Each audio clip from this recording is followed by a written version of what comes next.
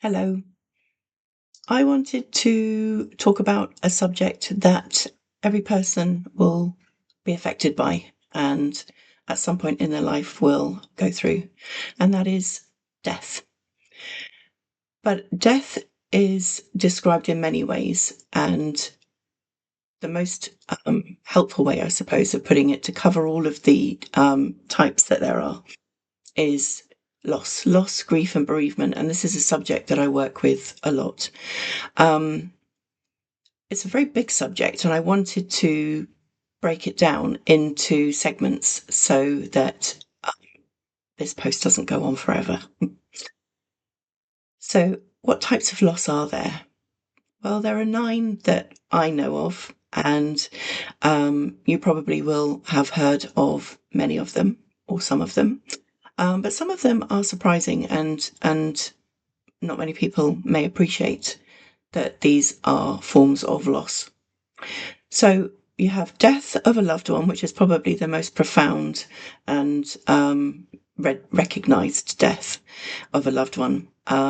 That you can have loss of health, the loss of a relationship or a divorce, job loss, loss of a pet, loss of a home or community, loss of identity, and the one that's probably a whole subject in its own right is disenfranchised grief. And that covers things like abortion or termination, miscarriage, the death of a person that you love that is a secret relationship, a terminal illness is also potentially going to be a complex grief and may not really come under disenfranchised grief, but it is a type of grieving that people go through before the person dies. So when we talk about death, the death of a relationship, I think a lot of people might think it's quite dramatic to say the death of a job, but the loss can potentially be significant, and many people that lose their jobs, for whatever reason that might be, would go through a process of grieving, and it's subtle. It's kind of a hidden grief, and potentially not really talked about. So when you consider that there are all these losses, and they can be short-lived in terms of the sense of grieving that you go through. They are nonetheless all valid and all important. And I can say over the many years that I've been doing my job now as a therapist, I have worked with all of them many times, and it can be profoundly helpful to talk to somebody about it. And I just wanted to raise this so that it raises awareness around the losses that we go through. And there are many losses that we go through in our lifetime. I wonder if you're surprised by that. I think when I first started learning about this, I was surprised, and I was surprised at that I didn't know it because I thought I was quite, in tune with all of that kind of thing. Um, but it's I think it's an important thing to understand. And if you're the person going through it, to have somebody that recognizes it and can be a support is a really lovely thing for that person. So let's talk a little bit about what encompasses each kind of loss. So the death of a loved one often is the most profound, and it can be profound because you really loved that person, or it can be profound because you were expected to love that person. And your grief can manifest in various ways, including shock, anger, deep sadness, depression. Grief is incredibly physical when you are experiencing the loss, sorry, of somebody that you love. Whether it's a parent, a grandparent, a relative, a partner, a child, and they can be particularly difficult to get over. If you have many deaths in a short period of time, that then turns potentially into complex grief, which is another form of bereavement, and presents many challenges. The loss of health can look like many things, but probably loss of health short term, i.e., you have an accident, you break a bone in your body and you have a plaster cast and then physiotherapy, you recover from it. And so potentially that doesn't really count towards the grieving process. What I mean about loss of health is chronic illness or disability, where your future life plans and hopes and dreams are potentially ripped away from you. And this can lead to grief over the loss of your expectations of yourself and from the stress from others, from loss of independence and freedom, and the fear of being a burden when somebody goes from being relatively healthy to suddenly losing their health. The fear of being a burden can feel very big. And it's a very difficult thing to accept, potentially because you've got to change your way of doing things. When we think about the loss of a relationship or a divorce, primarily we think of losing a partner. So losing a partner can lead to feelings of abandonment, loneliness, and this is often accompanied by a loss of shared dreams, future hopes, future plans. And it's also the thing that affects somebody in that position is loss of wider relationships linked to that relationship, like your partner's family, friends, colleagues.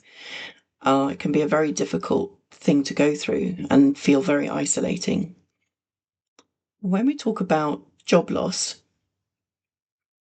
the impact of losing a job can affect your self-esteem, your financial stability, your connection to colleagues, also known as work family.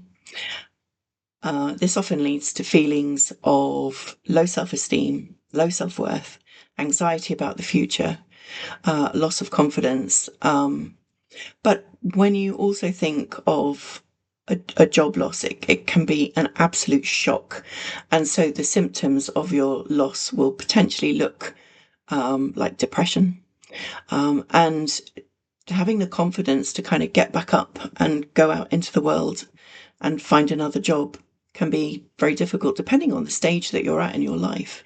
If you're younger, it may not be quite so difficult, but if you're older, moving towards retirement age, it can be very, very challenging. Then we have the loss of a pet. And anybody that has had a pet or has pets will probably understand another person's loss of a pet in the sense that it can feel like a very important death. When you imagine a cat can live, I think I had a friend who had a cat who was 21 when she died, and 21 years of life, of sharing that life with your furry family is a huge loss, and it's akin to that of losing a family member, human family member. It's very often belittled, particularly if the sense of grieving goes on past a certain length of time. Then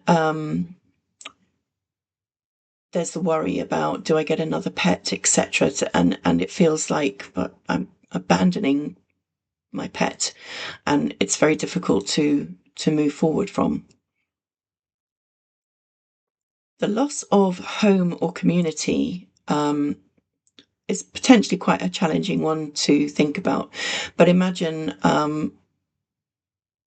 a situation that you lose your home and you become homeless, even though you might potentially still have a job.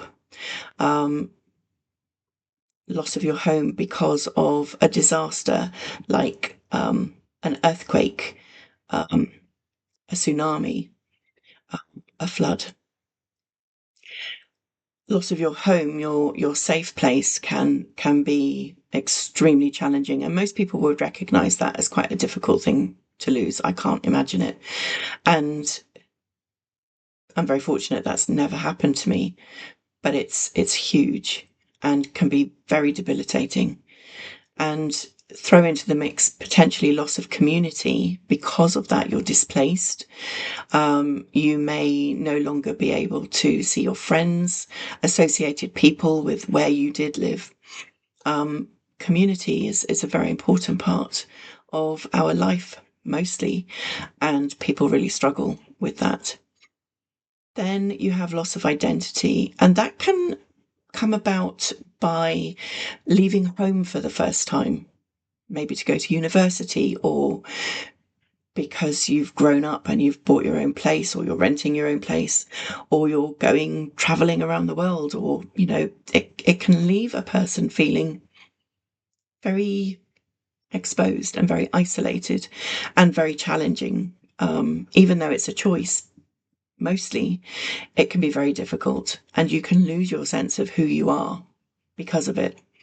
And that can be very discombobulating, particularly if you're young.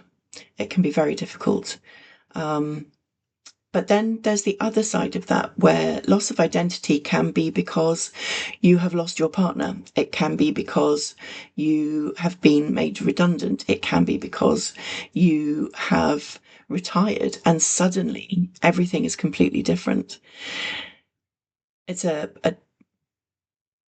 discreetly challenging thing to go through. And loss of identity leaves you feeling that perhaps you don't feel like you can reach out. It can make you challenge your values and beliefs, because you're no longer with a group of people, potentially, that helped you to understand who you are. And when you think about retiring, when you work potentially every day, 5 days a week for 40, 50 years, to suddenly not have that routine can leave you feeling worthless, where you don't feel that you have value, and your identity then is affected by those thoughts. The last couple of losses, disenfranchised grief and terminal illness, they are very complicated potentially. Terminal illness, where you're grieving for the loss of a death before it happens, is potentially very, very challenging. You may have somebody that has Alzheimer's, dementia. They may be dying from terminal cancer. They may be, their life may be shortened because they have a health issue, and you don't know when it's going to happen, but you're kind of seeing evidence that things are getting worse, and then they might get better, and then they might get worse again. Terminal illness generally is complicated, and you might need to talk to somebody during the process of that person's demise, so that you can then be present and do the things that you want to do, have the conversations that you want to have, but also to understand yourself through the process without feeling a sense of guilt or a sense of doom and gloom. A lot of people don't want to hear about the worries of that person's illness, etc. And it can feel like you're burdening people, friends and family. And then lastly, you have disenfranchised grief. And as I mentioned, disenfranchised grief looks at the things like abortion or termination of a child, miscarriage, stillbirth, the death of a lover, a secret relationship. Disenfranchised grief basically means that you are on the outskirts, and society as a whole doesn't really recognize your grief. And so if you choose to have a termination because a pregnancy right now doesn't work, society as a whole may frown upon that. There are a lot of people that would potentially have a judgment over that. And a miscarriage, you may not have told anybody that you're pregnant because you're in the first trimester. And so then having to potentially talk about the loss of this child may not make sense to others, that you're stuck, and that the thought of falling pregnant again could be very upsetting. Imagine if you have a relationship with somebody who is not available to you publicly. So, for instance, they're in another relationship, or they have a different faith, or they are in a very different culture. That person dying would mean that your secret relationship would not be recognized by others. And so if your behavior is different, you wouldn't be able to say why, potentially, because you wouldn't want that information to get out. But it also means that you can't do the usual things that a person needs in order to go through the grieving process. Not being able to attend a funeral, not being able to talk about them, not being able to remember them, not having a community of people that knew that person and could talk to you about them. It's a very difficult position to find yourself in. And out of all of the losses, disenfranchised grief is potentially the most complex and takes a lot of work and acceptance and kindness to yourself to work through and to come through to the other side and move forward. So I hope that has been interesting, potentially a good learning. It's something that I feel quite strongly about. I work with death, loss, bereavement, grief a lot, particularly the complex variety. And if you know somebody or you are somebody that is going through a loss, or you notice that somebody's not okay, maybe you can check in and be a good friend. Or maybe if you're the person going through that tough time and you feel that you don't want to be a burden to others, talk about it, or you can't, then maybe seeking therapy would be an opportunity to help you process and to be able to do your grieving and build your life around that grief moving forward so that you can live a happier, freer life. There's much more to this subject as a whole, which I will continue to talk about over the next few weeks. But I hope you found it interesting, and thank you for listening.